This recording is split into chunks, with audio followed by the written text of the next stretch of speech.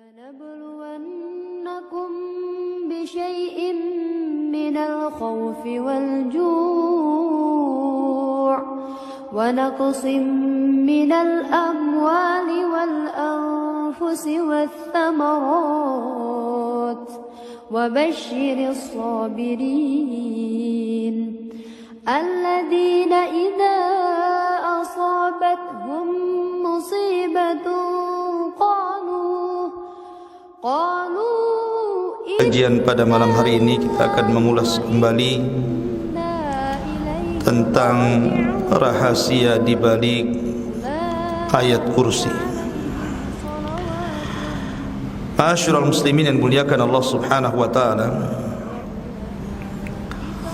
dalam sebuah hadis Nabi sallallahu alaihi wasallam suatu ketika bertanya kepada sahabat Ubay. Kata Nabi sallallahu alaihi wasallam, "Ya Aba Munzir,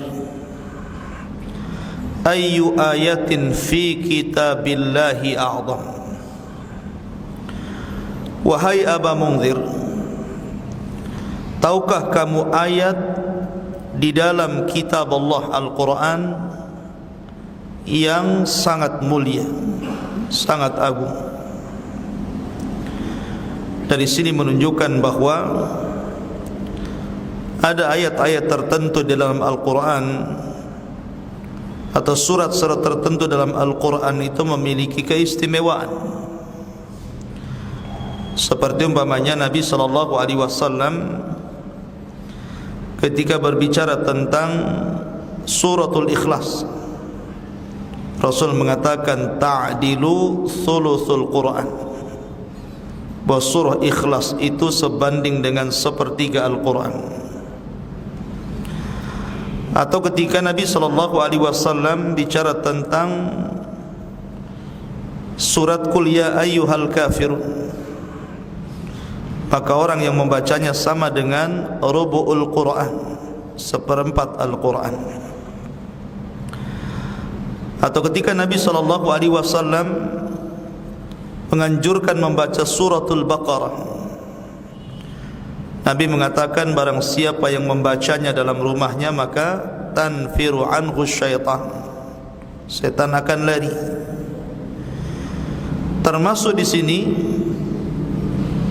Nabi SAW bertanya tentang satu ayat dalam Al-Quran yang paling agung. Kalau surat yang paling agung ma'ruf suratul Fatihah, tidak ada surat yang lebih agung dibandingkan Al-Fatihah. Tetapi kalau kita bicara ayat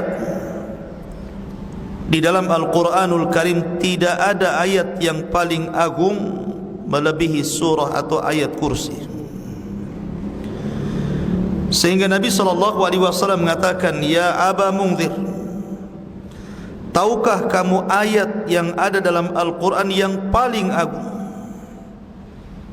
Sebagai adab seorang sahabat, walaupun dia tahu, dia tidak menjawab, dan dia mengatakan Allah wa rasuluhu a'lam. Allah wa rasuluhu a'lam, Allah dan Rasulnya yang lebih tahu. Dan ini adab. Jadi kalau antum berkumpul, di situ ada ustaz, ada kiai, ada orang-orang yang lebih berilmu di sekitar antum, kemudian antum ditanya, maka antum katakan, beliau saja lebih paham. Itu maksudnya adab, ya. Walaupun kita tahu gitu ya, karena menyerahkan kepada pakarnya. Fas'alu ahla dzikri in kuntum la ta'lamun, tanya orang tahu kalau tidak tahu. Maka Nabi SAW mengatakan, ajib, jawab saja. Karena Nabi SAW yang mendesak, maka beliau pun membaca Allahu la ilaha illa huwal hayyul qayyum sampai selesai ayat kursi. Ma'asyiral muslimin yang dimuliakan Allah Subhanahu wa taala, karena agungnya ayat kursi ini, makanya Nabi SAW memberikan anjuran untuk dibaca di beberapa tempat, dan tidak dianjurkan ayat-ayat yang lain untuk dibaca. Di antaranya dianjurkan membaca ayat kursi itu setiap selesai solat. Selesai solat 5 waktu, Nabi SAW bersabda dalam hadis Usama yang dikeluarkan Imam Nasai. Nabi SAW bersabda, "Man qara'a ayatal kursi," barang siapa yang membaca ayat kursi, fi duburi kulli salatin, pada setiap selesai solat, al-maktubah, yang wajib, lam yamna'hu min dukhulil jannah illa al-maut, tidak ada yang mencegah orang ini untuk masuk surga kecuali kematian. Maka orang yang mendawamkan membaca suratul kursi atau ayat kursi setelah solat, maka di sini ada jaminan surga. Tapi betapa banyak orang-orang yang kemudian jangankan lagi ayat kursi, zikir saja enggak selesai. Solat itu sempurna ke kanan saja salam, ke kiri sambil bangkit kemudian pergi. Wassalam katanya. Bukan assalamualaikum wassalam, artinya selesai katanya. Pergi dia. Padahal zikir setelah solat itu sangat banyak faedahnya. Salah satunya ayat kursi masuk dalam zikir ba'da salat. Lihat jaminannya surga. Ya.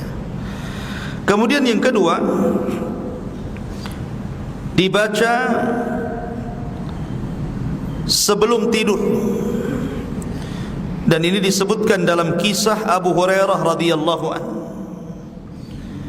Jadi Nabi SAW suatu ketika mempercayakan Abu Hurairah untuk menjadi amil zakat di bulan Ramadan. Maka Abu Hurairah radhiyallahu anhu ketika itu menjaga tempat zakat itu karena banyak makanan di situ. Tiba-tiba kemudian datang orang tua mencuri tengah malam, mencuri makanan, kemudian dikejar dan ditangkap. Kata Abu Hurairah, beliau mengatakan, la arfa'annaka ila Rasulillah, saya akan membawamu menghadap Nabi SAW. Maka karena orang ini sangat berhajat kepada makanan itu, dia mengatakan, ya Aba Hurairah, wahai Aba Hurairah, inni muhtaj, sesungguhnya saya berhajat kepada makanan itu. Wa alayya iyal, dan saya punya keluarga yang sedang menunggu makanan ini. Walihajatun syadidatun, dan memang saya sangat berhajat sekali, saya kelaparan. Karena melihat kesian gitu kan, pencuri miskin, ya kan. Kalau kaya bukan nyuri, korupsi, ya. Kalau miskin orang miskin, ya, mencuri. Kemudian dilepas sama Abu Hurairah. Kemudian di pagi hari Nabi SAW tahu dan mengatakan, nanti malam saya'ud, dia akan balik lagi ya Abu Hurairah. Malam itu Abu Hurairah menjaga lagi, betul kata Rasul, balik lagi, ditangkap lagi. Alasannya sama, dilepas lagi.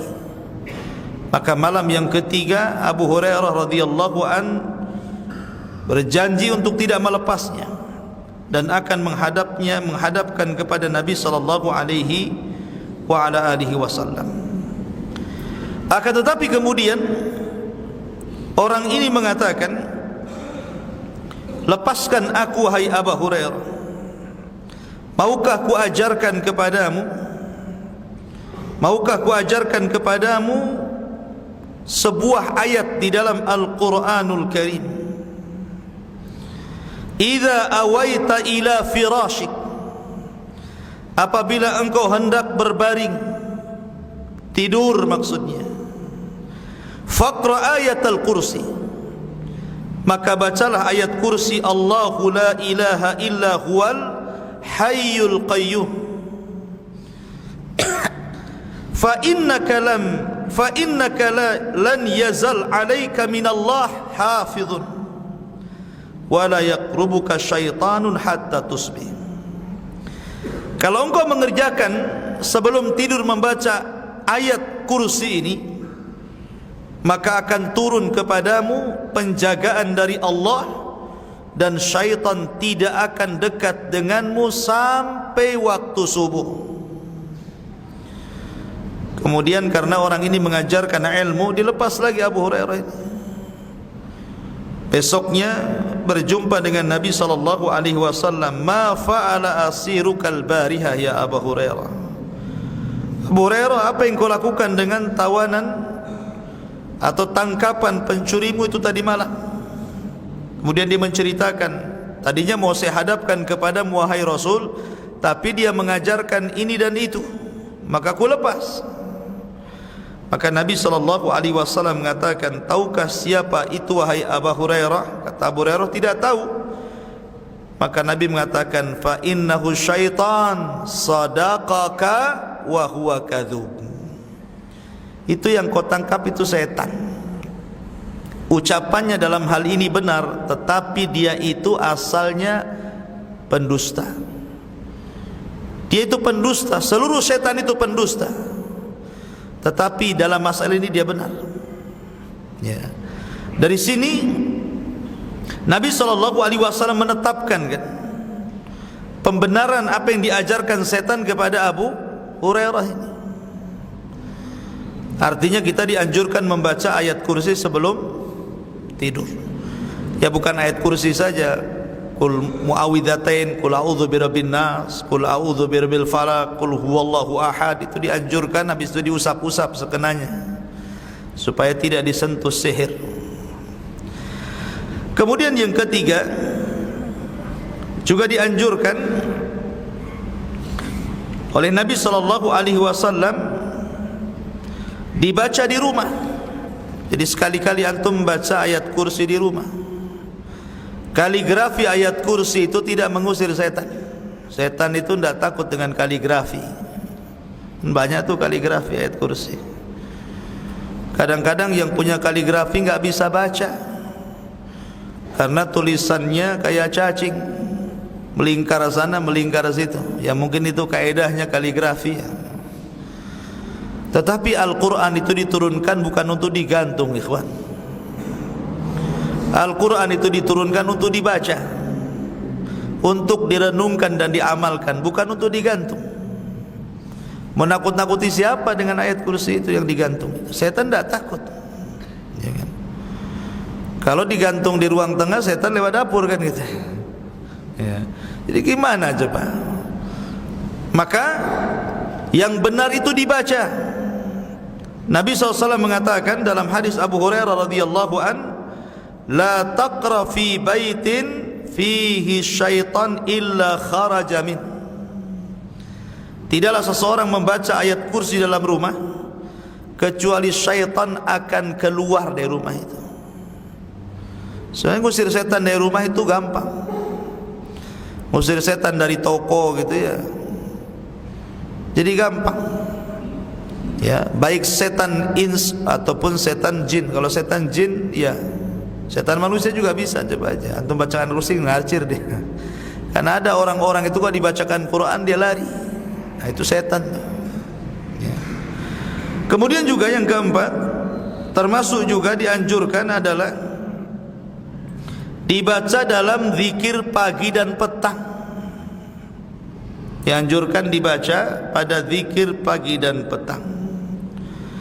Dan kisahnya juga kurang lebih dengan kisah yang terjadi dengan Abu Hurairah, cuman sahabatnya berbeda. Sahabatnya Ubay bin Ka'ab.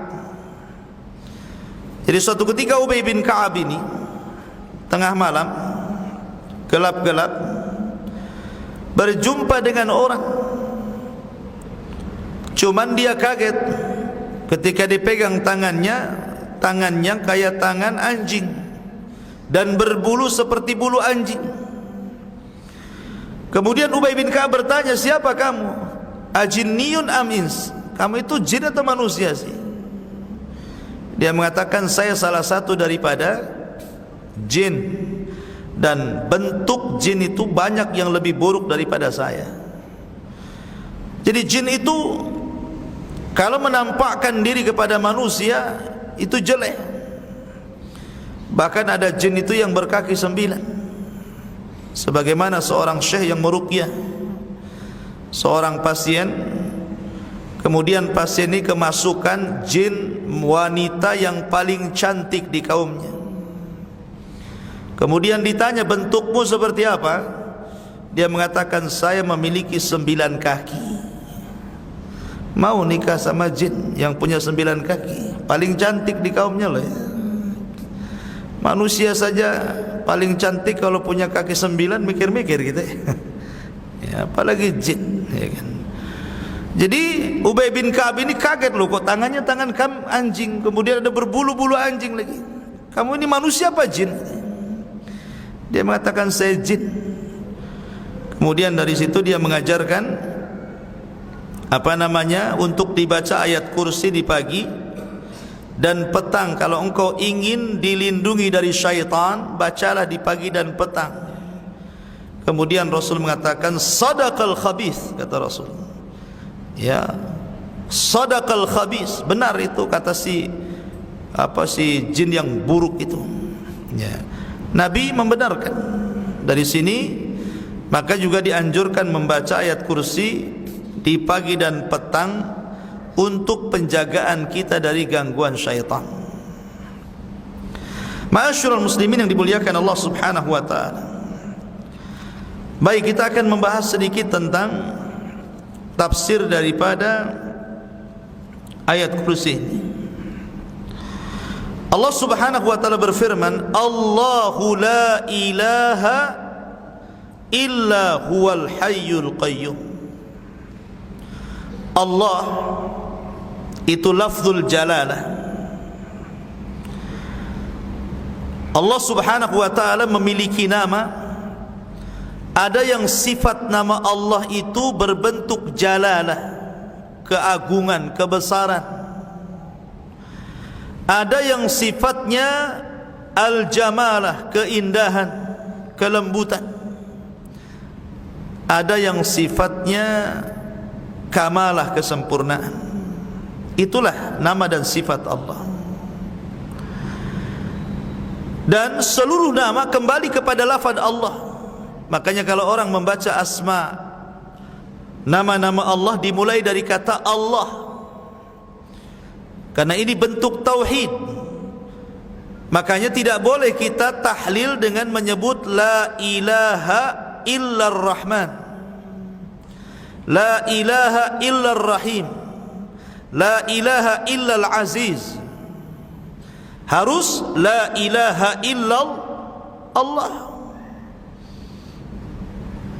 Karena orang yang mengatakan la ilaha illar rahman ini belum mentauhidkan Allah.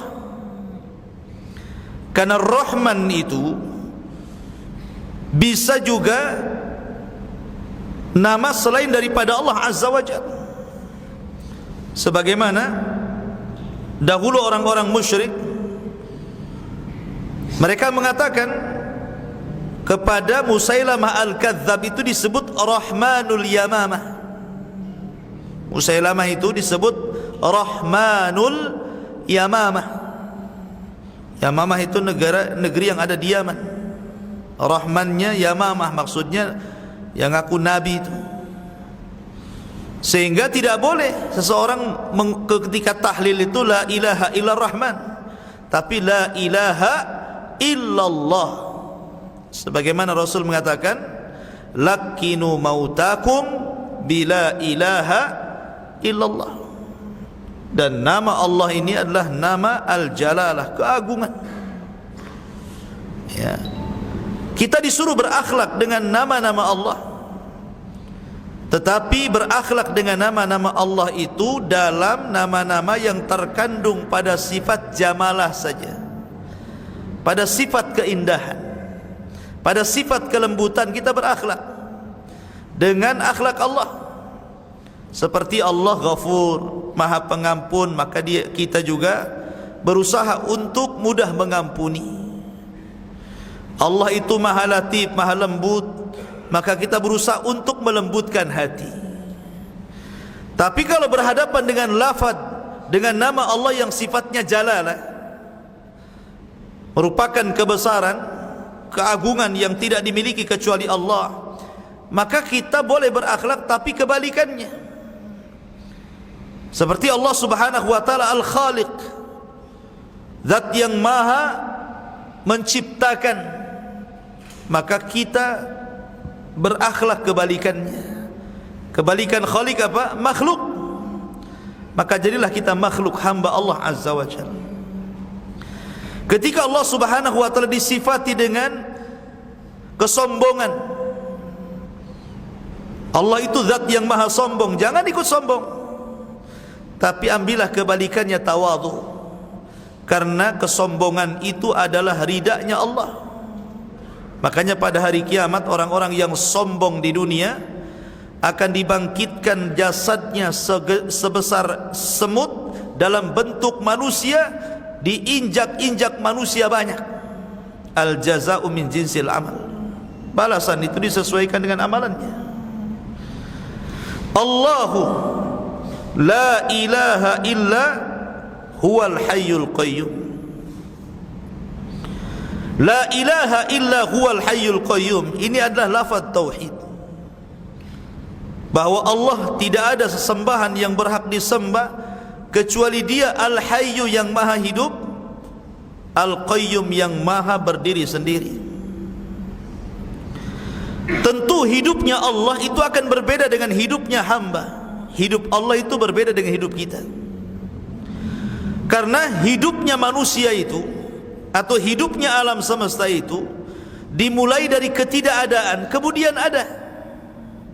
Sebelumnya antum tidak hidup. Hal ataka 'alal insan hinum minad dahri, gimana? Hal ataka 'alal insan hinum minad dahri lam yakun syai'an madhkura. Dulu kita tidak disebutkan, kita tidak ada dulu, belum disebutkan kita ini. Baru setelah diciptakan ada insan, ada manusia. Karena manusia itu Allah katakan, kaifa takfuruna billahi wa kuntum amwat fa ahyakum. Bagaimana kalian bisa kufur kepada Allah, dulu kalian tidak ada, kemudian kami hidupkan kalian. Jadi kehidupan manusia itu hidup sebelumnya tidak ada, tapi Allah tidak, akan senantiasa ada, tidak didahului oleh apapun dan oleh siapapun. Kemudian kehidupan manusia ditopang dengan yang lainnya. Manusia kalau tidak makan mati, kalau tidak minum mati, tidak tidur mati, gitu ya. Tapi Allah Subhanahu wa taala tidak ditopang apapun. Dia tetap zat yang maha hidup. Karena Allah mengatakan kullu syai'in halik illa wajha. Manusia itu pasti ada kehancurannya, ada kematiannya, ada hidup dan ada matinya. Kalau Allah berbeda. Dan kalimat Al-Hayyu, Allah yang maha hidup itu, kalimat Al-Hayyu itu terkandung seluruh sifat-sifat yang sempurna bagi Allah, nama-nama yang sempurna bagi Allah ada pada Al-Hayyu. Tentu sesuatu yang hidup harus mendengar, As-Sami. Sesuatu yang hidup harus melihat. Sesuatu yang hidup harus beraktivitas, kan gitu kan. Maka seluruh nama-nama Allah yang sempurna maka berada pada kata Al-Hayyu, kata hidup. Tetapi sesuatu yang tidak sempurna maka tidak boleh kemudian disandarkan kepada Allah. Makanya ketika Allah menyinggung berhala-berhala orang-orang Quraisy. Apa kata Allah? Allah Subhanahu wa taala berfirman di dalam Al-Qur'anul Karim ketika menyebutkan patung-patungnya orang-orang kafir Quraisy itu, hal yasma'unakum id tad'un aw yanfa'unakum aw yadurrun. Apakah mereka, patung-patung itu, mendengarkan kalian ketika kalian berdoa kepada mereka, atau memberikan manfaat kepada kalian, atau mengangkat madarat kalian? Patung-patung itu, ya ndaklah, mereka hidup aja tidak mendengar, tidak melihat. Makanya ketika Ibrahim alaihi salatu wassalam menghancurkan patung Namrud, kemudian disisakan satu patung yang paling besar, kemudian diletakkan palunya di leher patung yang paling besar. Ibrahim ditangkap dan dikatakan, ya Ibrahim, a anta fa'alta bi alihatina. Hei Ibrahim, kau ya yang melakukan penghancuran patung-patung kami ini ya? Ibrahim mengatakan, tidak. Bal fa'alahu kabiruhum hadza, kata Ibrahim, saya tidak menghancurkan patung itu kok. Yang menghancurkan patung-patungmu itu, itulah patung yang paling besar. Pertama, karena dia tidak bawa bukti. Kalau menghancurkan tentu bawa palu di tangannya, sementara palunya ada di leher patung itu. Berarti yang menghancurkan yang bawa palu. Kata Ibrahim, tanya kepada mereka, in kanu yantiqun, tanya kepada itu kalau mereka bisa bicara, kata Ibrahim. Tanya kalau bisa bicara, katanya. Mereka mengatakan, sudah tahu tidak bisa bicara, kau pula suruh aku bicara dengan dia, katanya. Artinya kan dia mengingkari ketuhanannya sendiri. Kalau memang dia Tuhan, minimalnya Al-Hayyu, punya sifat kehidupan, kan gitu ya. Bicara pun tidak, mendengar pun tidak, melihat pun tidak, bagaimana akan mengabulkan doa? Sementara seseorang akan mengabulkan permintaan itu kalau dengar. Makanya orang tuli itu tidak bisa ngasih. Coba antum mau sama orang tuli, minta uang, nggak akan dikasih karena nggak dengar. Ya, makanya Allah mengatakan, hal yasma'unakum ittadun. Apakah mereka mendengar ketika kau meminta itu? Nggak akan mendengar, kan itu ya. Makanya sifat Allah itu Al-Hayyu, dia zat yang maha hidup. Al-Qayyum, di mana seluruh makhluk bergantung kepada Allah. Qul huwallahu ahad, Allahus samad. Allah itu samad, seluruh makhluk bergantung kepada Allah. Hatta para malaikat pemikul arasy. Anda tahu besarnya malaikat yang memikul arasy itu? Kakinya sampai ke dasar bumi yang paling dalam, kemudian badannya menjulang ke langit, baru kemudian bahunya memikul arasy Allah Subhanahu wa taala. Sebesar apa itu? Itu besarnya malaikat hamalatul arasy. Kakinya loh menancap di dasar bumi, kemudian bahunya memikul arasy. Nabi diizinkan untuk memberikan sifat kepada para malaikat kepada kita. Malaikat sebesar itu, Allah mengatakan apa? Alladzina yahmiluna al-arsya wa man hawlahu yusabbihuna bihamdi. Para malaikat yang memikul arsy sebesar itu, dan para malaikat yang ada di sekitarnya, al-muqarrabun, yang mendekatkan diri kepada Allah, yusabbihuna bihamdi, mereka tetap bertasbih, memuji Allah Subhanahu wa taala, karena mereka tahu bahwa tempat bergantung hanya Allah Subhanahu wa taala. Kalau para malaikat saja bergantung kepada Allah, ada loh manusia yang tidak mau bergantung kepada Allah, melakukan kesyirikan, tidak percaya dengan Allah, datang ke dukun, datang ke paranormal, datang ke bomo, datang ke kuburan, datang ke tangkal-tangkal, datang ke pohon, datang ke gunung, datang ke gua. Ngapain? Ya, mereka tidak bisa mengabulkan apapun. Yang mengabulkan itu Allah, maka sandarkan seluruh hajat kita kepada Allah, karena Dia yang Qayyum. Ma'asyiral muslimin yang dimuliakan Allah Azza wa Jalla. Kemudian Allah Subhanahu wa taala berfirman lagi, Al-Hayyul Qayyum la ta'khuduhu sinatun wala naum. Nabi Musa alaihi salatu wassalam, sedikit faedah. Nabi Musa alaihi salatu wassalam suatu ketika bertanya kepada Allah Azza wa Jalla, begini pertanyaannya, Ya Rabb, kaifa taqumus samawati wal ard? Wahai Rabb, Musa itu kan kalimur Rahman ya, dia selalu berdialog dengan Allah, maka disebut kalimur Rahman. Ya Rabb, kata Nabi Musa, bagaimana caramu memelihara langit dan bumi ini, menjaga langit dan bumi ini? Kemudian Nabi Musa alaihi salatu wassalam mengatakan, apakah engkau tidak lelah, tidak ngantuk, tidak tidur? Maka Nabi Musa alaihi salatu wassalam ketika itu diperintahkan Allah Subhanahu wa taala, Ya Musa khudil qidah, wahai Musa, ambillah kidah itu, bejana semacam piring, gelas gitu kan. Kemudian letakkan di tangan kanan dan kirimu, kemudian isi air.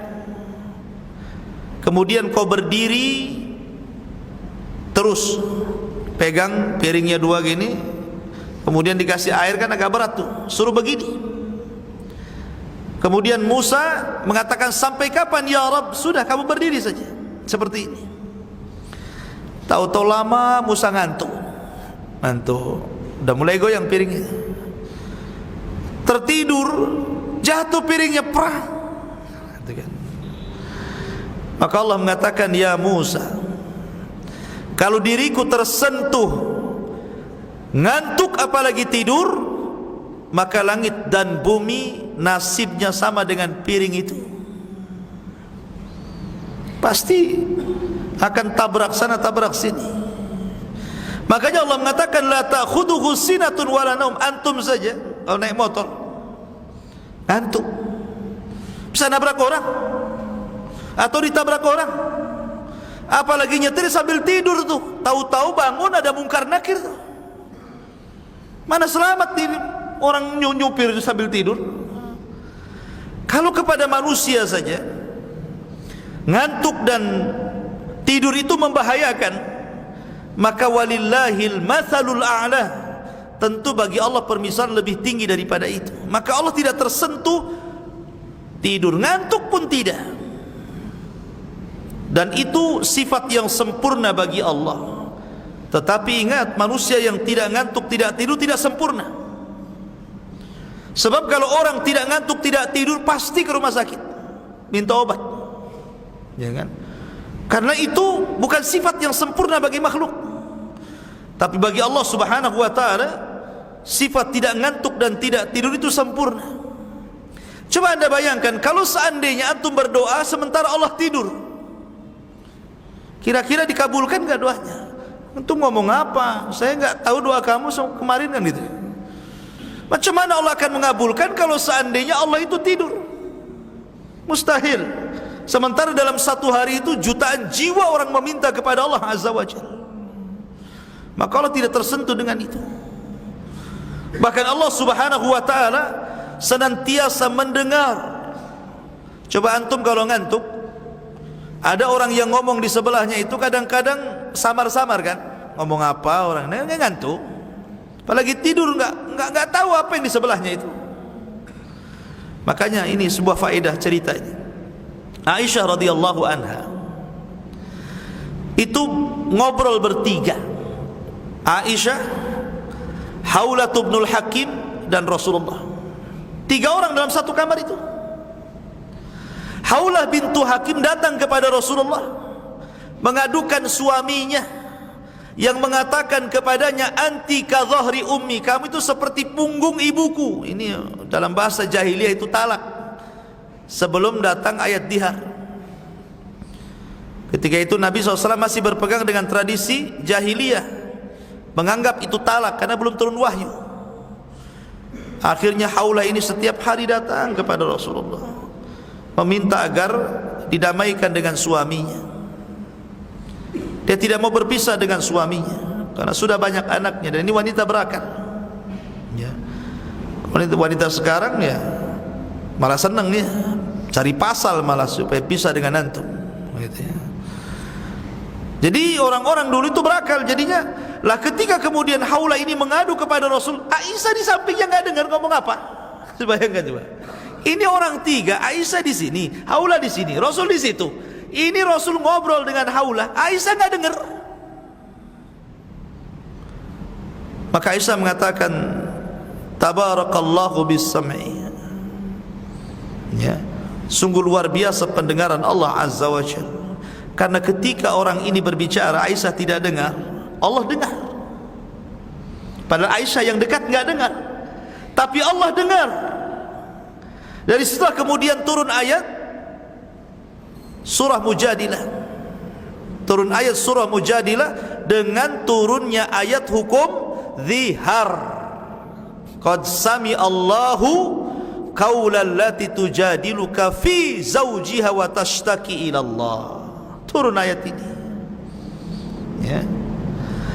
Saya contohkan lagi kisah Nabi Daud alaihi salatu wassalam. Salah satu mukjizat yang paling besar, dia kalau ngaji, kalau membaca Zabur itu, suara yang keluar itu 7 suara. Ya, jadi Zabur itu kalau dibaca Daud, itu suaranya itu ada 7 suara. Yang keluar itu aja 7 suara gitu ya. Semuanya indah. Padahal Zabur turun dari Allah, dan Daud adalah hamba Allah dan nabinya. Maka suara yang ketika membaca itu, jadi keluar suara yang sangat indah, 7 suara keluar dari mulut Daud itu. Sampai ribuan burung itu kalau Daud lagi ngaji itu datang dari mana-mana. Ya. Kemudian ikut ngaji, ikut menirukan gitu yang diucapkan Daud itu. Jadi kalau kita kalau Daud ngaji, burung datang ikut melakukan. Kalau antum ngaji, kira-kira burungnya pergi apa? Ya. Jadi saking indahnya itu burung datang ikut yuraddid, bahasanya itu, ikut ngelagamkan juga, tapi bukan langgam Jawa ya. Jadi akhirnya burung-burung itu ikut juga lah, cemburu nih gunung ini. Ya. Maka gunung mengatakan, ya Rabb, Zabur adalah kalamu yang diturunkan kepada Daud, dan Daud adalah makhluk hambamu. Saya adalah makhlukmu ya Rabb. Izinkan aku untuk mengikuti suara Daud. Maka Allah mengatakan dalam Al-Quran, ya jibal awwibi ma'ahu wat-tair, kan begitu. Wahai gunung, dipersilahkan, silakan kamu dengan burung silakan ikut. Ya gunung akhirnya bergetar, dia dagdug kan gitu ya. Kan suara gunung. Suara gunung lebih keras lagi dibandingkan suara Daud ya. Akhirnya Daud ngaji itu gak kedengaran, karena apa? Suara gunung lebih keras. Kalau suara burung masih mending lah kan begitu. Suara gunung lebih keras, blak ini apa ya kata? Maka Daud mengatakan, ya Rabb, tolonglah itu gunung suruh diam, katanya. Kalau gunung itu tidak diam, macam mana kau akan mendengar suara bacaanku, katanya. Daud merasa bahwa Allah tidak bisa mendengar gara-gara ada suara gunung kan. Maka Allah ingin kasih pelajaran. Ya, sebising apapun Allah maha mendengar. Dengar sebising apapun. Ada orang ngaji nih, di sampingnya ada orang main musik jauh lebih kencang daripada ngajinya antum, tetap Allah dengar ngaji kita ini. Makanya kemudian Daud diberikan pelajaran. Allah mengutus Jibril alaihi salatu wassalam. Ya Jibril, datang ke Nabi Daud, kasih pelajaran dia. Maka datanglah Jibril alaihi salatu wassalam menemui Daud. Kemudian dikatakan, ya Daud, ikut aku. Maka Daud kemudian mengikuti Jibril sampai ke dalam gunung. Ada gua, masuk dalam gua. Dalam gua itu gelap. enggak ada cahaya sedikit. Kemudian Jibril alaihi salatu wasallam mengambil salah satu kerikil kecil, kemudian diberikan kepada, ditengokkan dalam telapak tangannya, kemudian dibuka, rupanya di situ ada dud, ada ulat, dan di mulutnya ada dedaunan hijau. Ya. Kemudian Daud mendengar sesuatu dari dud itu, suara tasbih yang lirih banget, dideket-deketin gitu. Ini ngomong apa ini? Gitu. Rupanya sedang bertasbih kepada Allah Azza wa Jalla. Maka Jibril mengatakan, ya Daud, ini ulat berada di bawah bumi dalam gua. Allah mendengar suaranya, apalagi engkau yang di atas bumi. Kan itu ya. Maka di sini Allah mengatakan apa? Dialah la ta'khudhuhu sinatun wala naum. Bagaimana kalau Allah tidur, kemudian kita berdoa, tentu dia enggak mendengar. Makanya saya katakan tidak mungkin Allah itu tidur, karena Allah mendengar seluruh permintaan hambanya dan mengabulkan seluruh permintaan hambanya. Ya.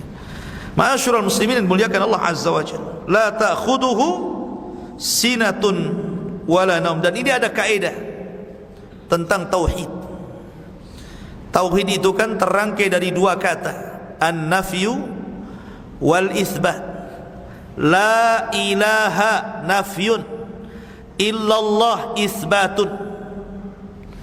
La ilaha peniadaan, tidak ada sesembahan yang berhak disembah, tidak ada. Semua Tuhan-Tuhan yang ada di jagat raya itu ambil buang ke lautan. Tidak ada Tuhan, tidak ada sesembahan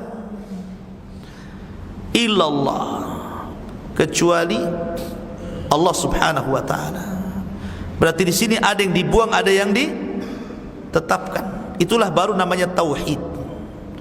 Makanya ketika mentalkin la ilaha illallah, jelas mana yang dibuang, mana yang ditetapkan. Ya. Allahu la ilaha illa huwal hayyul qayyum, ini isbat namanya, penetapan. La ta'khudhuhu sinatun wala naum, ini nafyun, peniadaan. Maka Allahu la ilaha illahu huwal hayyul qayyum illallah la ta'khudhuhu sinatun wala naum, la ilaha. Sini ada tauhid, ya kan? Ya. Kemudian Allah mengatakan la ta'khudhuhu sinatun wala naum, lahu ma fis samawati wa ma fil ardi. Lahu ma fis samawati wa ma fil ardi. Bagi Allah seluruh apa yang ada di langit dan seluruh apa yang ada di bumi. Ma'asyiral muslimin yang dimuliakan Allah Azza wa Jalla, kalau antum baca di dalam suratul Najm, ada faedah besar. Kenapa Allah Subhanahu wa taala menciptakan langit dan bumi itu? Apa sih faedahnya? Lahu di sini lam di sini adalah lil milk, bahwa milik Allah lah yang ada di langit dan yang ada di bumi. Artinya tidak ada yang berkuasa kepada langit dan bumi kecuali Allah. Apa hikmahnya Allah menciptakan langit dan bumi untuk manusia itu? Maka Allah sebutkan dalam suratul Najm ayat 31. Allah mengatakan walahu ma fis samawati wa ma fil ard liyajziyal ladzina asa'u bima amilu wa yajziyal ladzina ahsanu bil husna. Allah mengatakan walahu ma fis samawati wal ard, milik Allah lah seluruh yang ada di langit dan seluruh yang ada di bumi. Untuk apa Allah menciptakan langit dan bumi itu? Maka Allah katakan liyajziyal ladzina asa'u bima amilu. Sengaja Allah Subhanahu wa taala menciptakan langit dan bumi dalam 6 hari itu untuk membalas. Membalas siapa? Orang-orang yang mereka berbuat jahat, dan membalas orang-orang yang mereka berbuat baik dengan kebaikan. Perhatikan, Kalau antum naik, lihat ke langit, lihat ke langit. Isi langit itu apa? Para malaikat. Di langit pertama, kedua, ketiga, keempat, kelima, keenam, ketujuh, sampai ke Sidratil Muntaha, itu malaikat semua isinya. Makin tinggi makin dekat dengan Allah, karena malaikat juga tingkatan-tingkatan. Tapi yang jelas bahwa di langit itu tidak ada yang bermaksiat. Di langit tidak ada yang bermaksiat kecuali satu kali, maksiatnya iblis kepada Allah. Ketika disuruh sujud kepada Adam, tidak mau. Tapi setelah itu di langit tidak ada maksiat. Seluruh makhluk yang ada di langit, dari kalangan para malaikat, mereka itu wa yaf'aluna ma yu'marun, melakukan apapun yang Allah perintahkan. Malaikat itu tidak diberikan hawa nafsu untuk bermaksiat. Dan jumlah malaikat itu la ya'lamu junuda rabbih illahu, tidak ada yang tahu jumlah tentara Allah kecuali Allah sendiri. Ada yang ruku saja sampai kiamat, ada yang sujud saja sampai kiamat, ada yang berdiri bertasbih sampai kiamat, dan begitu seterusnya. Tapi lihat ke bumi, lihat antum ke bumi. Di bumi berserak maksiat itu, ada syiriknya, ada bid'ahnya, ada maksiatnya, ada zinahnya, ada mencurinya, ada membunuhnya, ada ribanya, ada dustanya, ada zalimnya, ada ukukul walidain, durhaka kepada orang tua, memutus silaturrahim, macam-macam maksiat di bumi. Di langit tidak ada, di bumi ini tempat maksiat. Saya tanya sama antum, apakah ketika manusia bermaksiat kepada Allah, tahu enggak mereka bermaksiat? Hah? Tahu enggak? Ketika antum bermaksiat, ketika antum mencuri, tahu enggak bahwa pencuri itu ketika mencuri dia salah? Tahu kan? Tahu. Kemudian para malaikat, apakah ketika mereka melakukan ketaatan kepada Allah Azza wa Jal, mereka tahu sedang melakukan ketaatan? Ya, makanya di sini ada kaidah kata para ulama bahwa Allah itu ditaati karena izinnya, dan Allah dimaksiati karena pengetahuannya. Kenapa? Karena izinnya. Karena kalau seorang hamba melakukan ibadah, itu belum tentu diterima kecuali karena izin Allah. Tapi kalau orang bermaksiat kepada Allah Azza wa Jal, pasti akan menjadikan siksaan bagi dia tanpa harus ada izin lagi, ya. Maka dari sini ma'asyiral muslimin, pentingnya seseorang itu meminta kepada Allah Azza wa Jal agar diterima amal kita. Kata Abu Darda radhiyallahu anhu, dia mengatakan, kalau aku tahu satu kali solatku saja diterima oleh Allah, itu sudah cukup. Kalau aku tahu, kata Abu Darda, satu solatku diterima oleh Allah, itu sudah cukup. Kenapa? Karena Allah berfirman, innama yataqabbalullahu minal muttaqin. Allah hanya menerima amal itu dari orang takwa. Jadi kalau aku tahu satu solatku diterima Allah, berarti aku termasuk orang takwa. Tapi kan kita tidak tahu diterima tidaknya, sehingga kita tidak tahu takwa tidaknya, ya kan? Tapi kalau sudah bermaksiat, sudah jelas kan gitu kan, dengan pengetahuan Allah, ya. Makanya ma'asyiral muslimin yang dimuliakan Allah Azza wa Jal, dari sini bahwa diciptakan langit dan bumi itu untuk ujian bagi kita, karena mereka akan jadi saksi pada hari kiamat. Bumi yang kita pijak itu akan jadi saksi atas maksiat yang kita lakukan. Allah mengatakan, yauma idzin tuhadditsu akhbaraha. Pada hari itu bumi akan menghabarkan habarnya tentang perbuatan manusia yang ada di atasnya. Lahu ma fis samawati wa ma fil ardh. Man dzal ladzi yashfa'u 'indahu illa bi'idznihi. Man dzal ladzi yashfa'u 'indahu illa bi'idznihi. Maka Allah Subhanahu wa taala berfirman, tiada yang dapat memberikan syafaat di sisi Allah tanpa ada izinnya. Perhatikan, syafaat itu ada dua macam. Ada syafaat di dunia dan ada syafaat di akhirat. Syafaat di dunia dengan ibadah. Makanya dalam ibadah itu ada namanya ibadah adlun, ada namanya ibadah syaf'un. Ibadah adlun artinya ibadah wajib. Salat wajib, puasa wajib, zakat wajib, haji wajib, itu disebut adlun namanya. Lah yang sunnah-sunnah itu disebut syaf'un. Disebut syaf'un.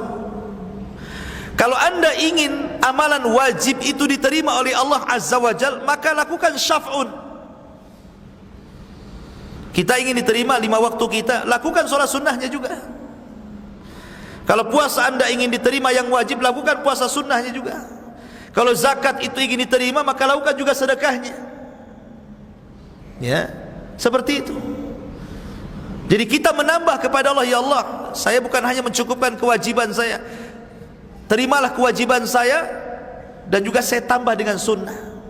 Kita meminta kepada Allah supaya diterima.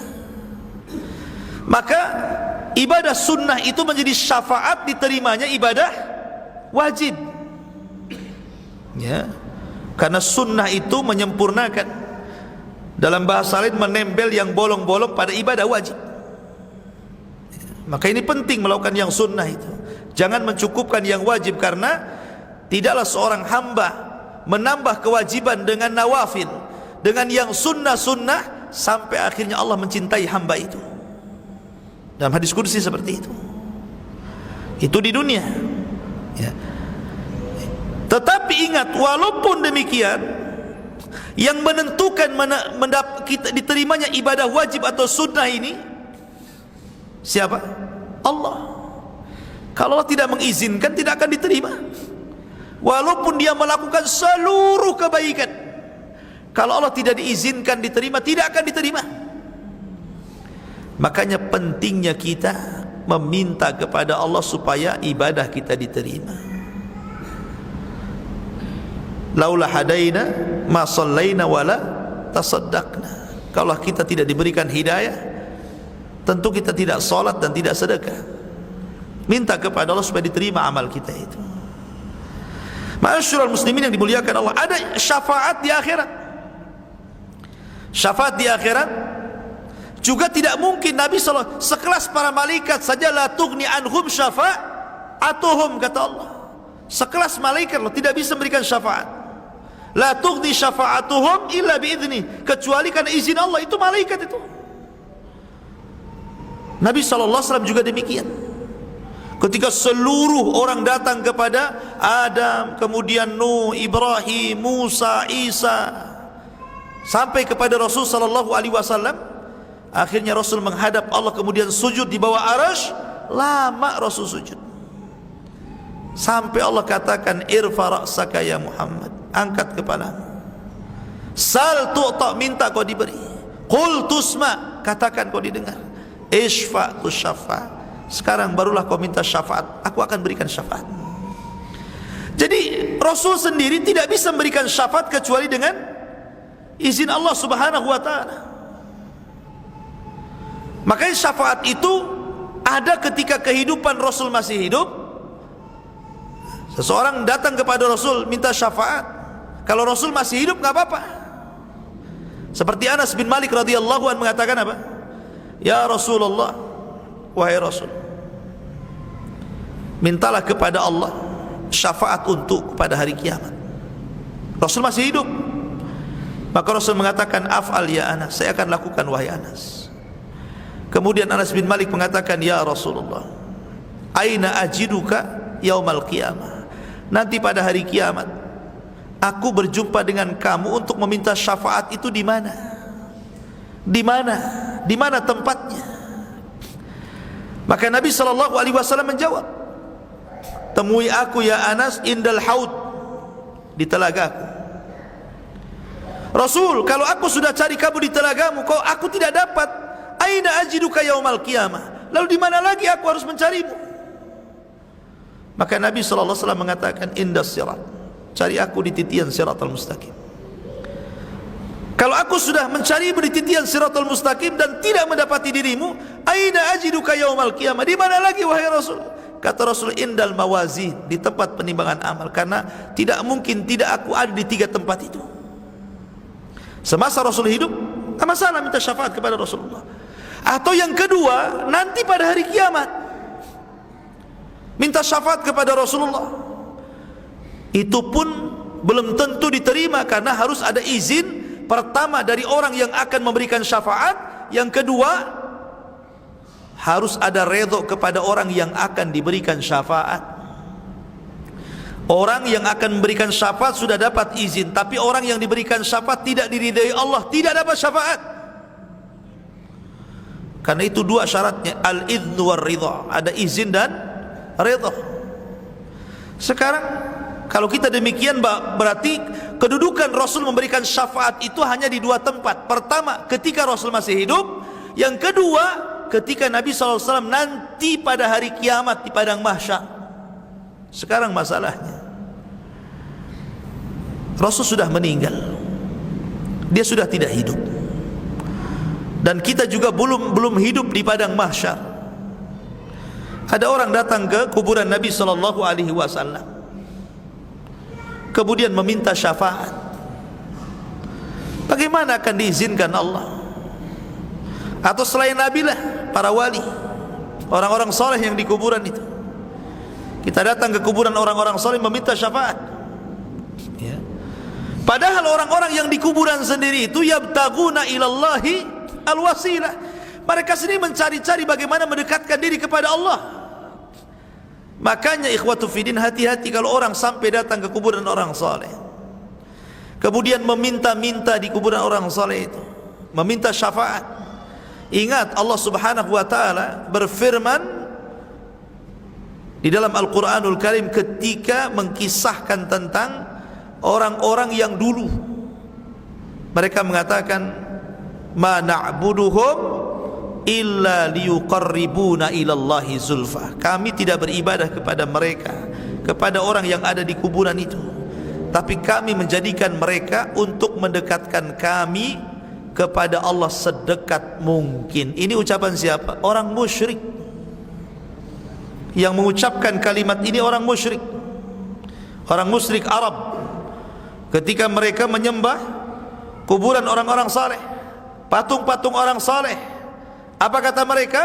Ma na'buduhum illa liyuqarribuna ilallahi zulfa. Kami tidak beribadah kepada mereka ya Muhammad, kami hanya mendekatkan diri dengan mereka kepada Allah. Ini syirik, nggak boleh, ya kan? Masyaallah, kalau ingin dapat syafaat Rasulullah, banyak beramal di dunia, banyak sholat, banyak zikir, banyak baca Quran, banyak silaturahim, banyak taat. Itu kita dapat syafaat. Banyak bersolawat, mencintai Rasulullah. Ini mah nggak sholat, nggak apa gitu kan. Kemudian ziarah ke kuburan wali-wali, minta, dia sendiri sudah celaka, nggak ibadah. Ya. Masyaallah muslimin yang dimuliakan Allah Azza wa Jalla. Kemudian Allah Subhanahu wa ta'ala berfirman, ya'lamu ma baina aydihim wa ma khalfahum. Ya'lamu ma baina aydihim wa ma khalfahum.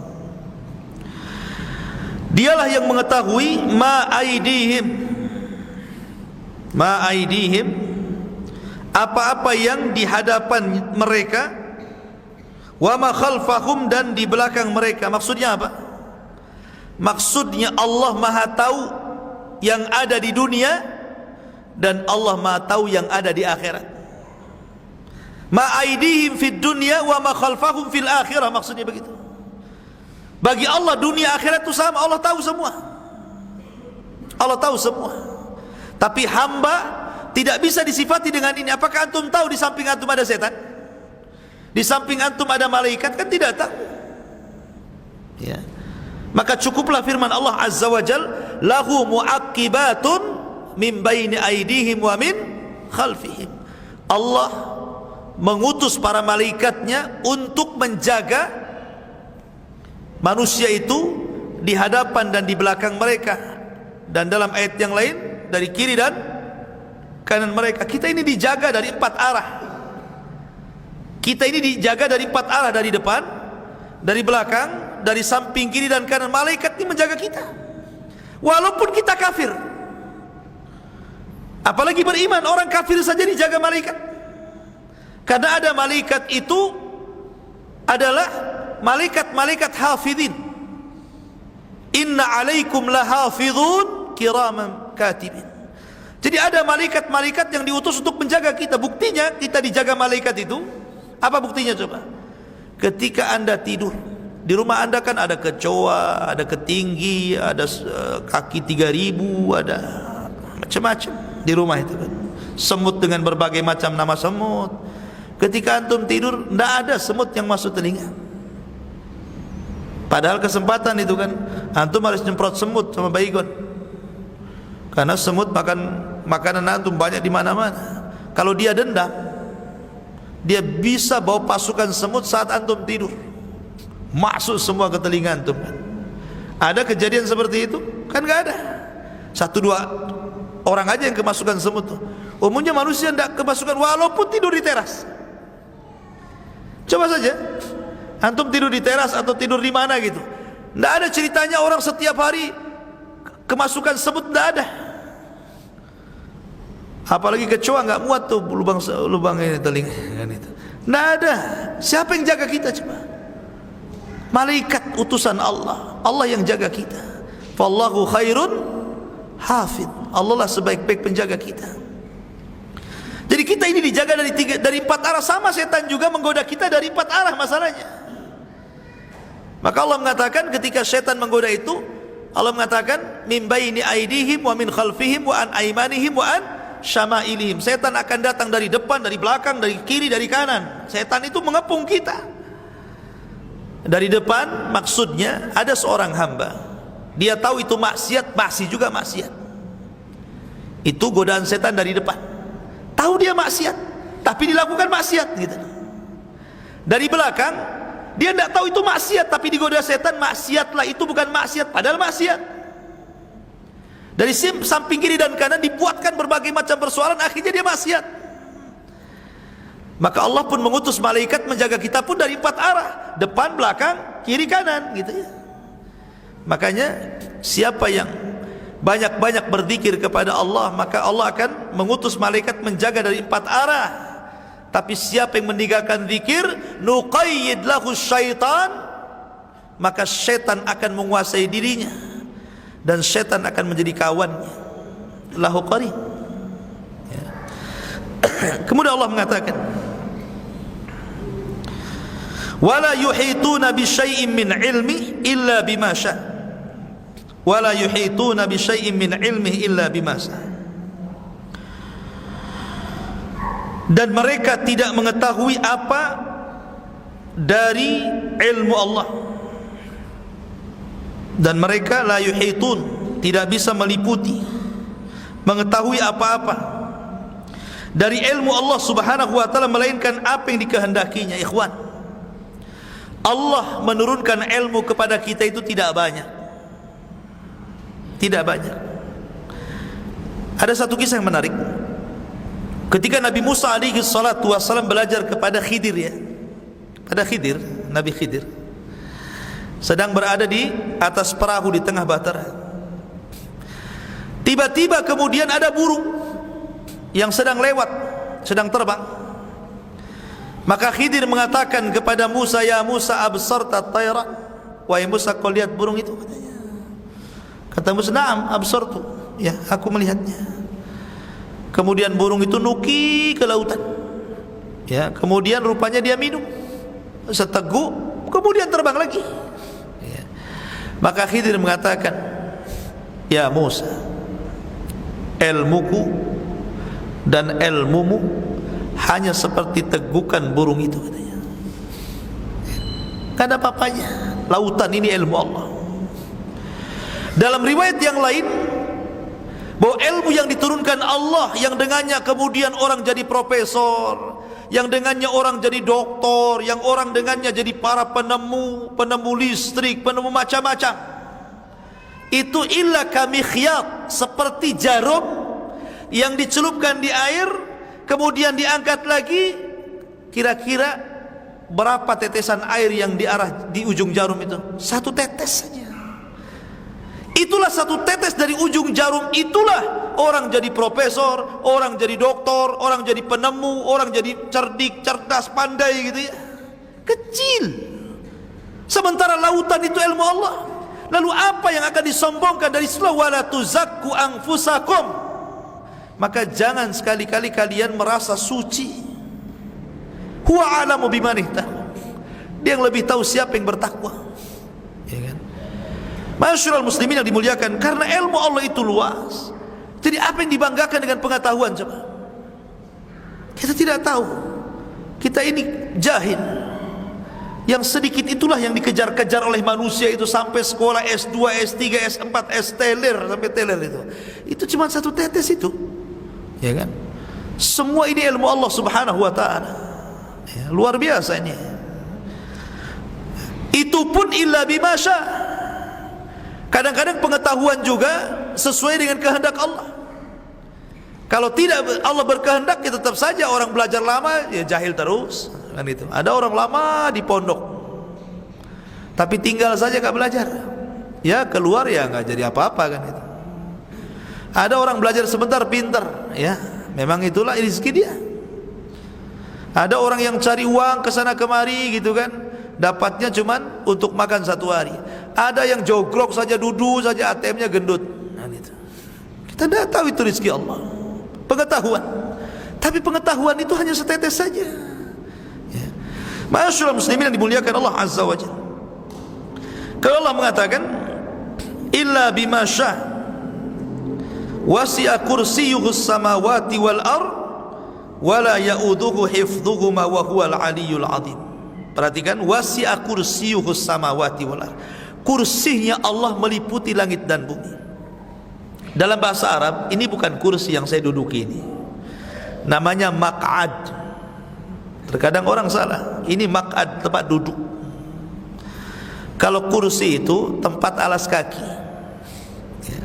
Kalau seandainya seorang raja duduk di singgasana, tentu ada tempat maq'ad duduk, ada tempat kakinya kan di bawah. Ya, mungkin alas yang kaki berpijak di situ. Lah alas kaki itu, yang kaki berpijak itu di situ, itu disebut kursi.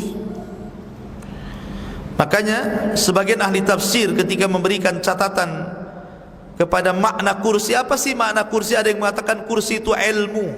Jadi ilmu Allah meliputi langit dan bumi. Ada yang mengatakan kursi itu adalah maudhi'u qadama rabbi, tempat berpijaknya kedua kaki Allah. Kalau tempat berpijaknya kedua kaki Allah saja itu meliputi langit dan bumi, di sini Allah tidak menyebutkan arasy. Allah menyebutkan kursi. Kenapa? Karena kursi saja sudah cukup menggambarkan kekuasaan Allah. Karena Rasul mengatakan kalau seandainya 7 lapis langit itu digabung dengan 7 lapis bumi dengan seluruh galaksinya, kemudian dibandingkan dengan kursinya Allah, itu seperti Anda melempar cincin dilempar ke padang pasir. Cincin kecil itulah langit dan bumi dan seluruh galaksinya, sementara padang pasir, lautan padang pasir itu adalah kursinya Allah Azza wa Jalla. Bagaimana dengan arasy yang semua makhluk berada di bawahnya, bahkan sorga juga berada di bawah arasy? Bagaimana penciptanya? Allahu Akbar. Tentu Allah lebih besar daripada itu. Maka lafaz azan itu bukan panggilan biasa. Ketika seorang muadzin mengatakan Allahu Akbar, ini bukan panggilan biasa ini. Allah lebih besar daripada seluruh makhluknya. Coba antum naik pesawat di Hang Nadim sini. Ada nampak saya gendut gitu kan. Tiba-tiba naik pesawat sedikit, jadi seperti semut. Naik lagi sedikit ke atas, nggak nampak saya itu. Naik lagi, jangankan orang bandaranya nggak nampak. Naik lagi makin nggak nampak di mana kita. Makin kecil kan, makin hilang. Kita ini makhluk kecil. Bumi ini juga kecil dibandingkan dengan bintang-bintang yang ada di langit. Bahkan ada bintang yang besarnya jauh berlipat-lipat, ratusan lipat dengan bumi. Ya kan? Dalam ilmu fisika kan seperti itu. Lalu kita ini kecil loh. Kok kecil menyombongkan diri, ini gimana ceritanya? Ya. Nah, dari sini ikhwatu fillah muliakan Allah, Allah ingin menjelaskan kebesarannya Allah di sini. Kalau tempat berpijaknya saja meliputi langit dan bumi, wajar kalau antum baca ayat kursi ngacir itu si setan itu. Antum baca ayat kursi lari dia tuh setan itu. Karena menjelaskan keagungan di sini. Kalau tempat berpijaknya kedua kaki Allah saja sedemikian luasnya, sedemikian besarnya, meliputi langit dan bumi, ini luar biasa. Ya. Dan Allah mengatakan di ujung ayat, Allah mengatakan wala ya'udzuhu hifdzuhuma wa huwal aliyul azim, dan Allah sama sekali tidak pernah merasa berat memelihara keduanya, dan Allah Maha tinggi lagi Maha besar. Allah tidak ada kelelahan. Orang-orang Yahudi kenapa mengambil cuti hari Sabtu? Orang-orang Nasrani kenapa mengambil cuti hari Minggu? Ya, mereka bilang hari Minggu, kalau Islam hari Ahad. Tapi orang Islam mengambil cutinya hari apa? Hari Jumat. Islam hari Jumat cuti untuk fokus ibadah. Yahudi ambil hari Sabtu untuk fokus ibadah, Nasrani hari Minggu untuk fokus ibadah. Ada alasannya. Orang-orang Nasrani menganggap bahwa Allah Subhanahu wa taala memulai ciptaan itu di hari Minggu, kata mereka. Mulai daripada Minggu, Senin, Selasa, Rabu, Kamis, Jumat. Jadi Allah menciptakan langit dan bumi 6 hari, dimulai hari Ahad, hari Minggu, diakhiri hari Jumat. Maka mereka mengambil permulaan penciptaan. Kemudian Islam kenapa mengambil hari Jumat? Itu pilihan Allah kalau mereka memilih. Tapi kita tidak memilih, Allah yang kasih hari Jumat. Karena hari itu hari Adam diciptakan. Hari itu hari Adam dimasukkan ke dalam sorga. Hari itu hari Adam dikeluarkan dari sorga. Dan hari itu pula hari dikiamatkan dunia. Hari Jumat. Makanya dari Jumat itu hewan-hewan kalau sebelum terbit matahari keluar, semua ayam, mentok, kambing, semua menanti-nanti takut kiamat. Ya kan? Kalau kita bukan itu yang dinanti, lain pula. Ya kan? Jadi hari Jumat itu hari, tapi orang-orang Yahudi berbeda alasannya. Karena Allah lelah letih. Setelah menciptakan dimulai hari Ahad, diakhiri hari Jumat, Allah itu lelah letih, capek, lemas.